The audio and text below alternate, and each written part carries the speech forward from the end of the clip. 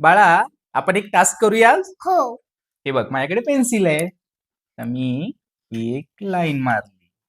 ही झाली बाबाची लाईन आणि ही झाली हानीची लाईन.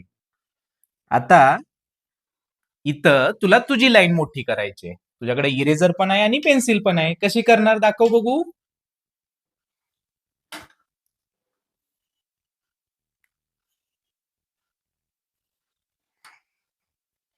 अरे वा, दॅट्स गुड.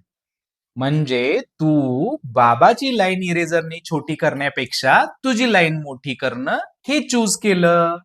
यातून काय शिकली माहितीये? नाही, तू सांग ना बाबा. यातून आपण हे शिकलो की आपल्याला जर आपली ग्रोथ करायची असेल तर दुसऱ्याची ग्रोथ कमी करण्यापेक्षा आपण आपली ग्रोथ वाढवण्याकडे चांगलं लक्ष दिलं पाहिजे. समजलं तुला?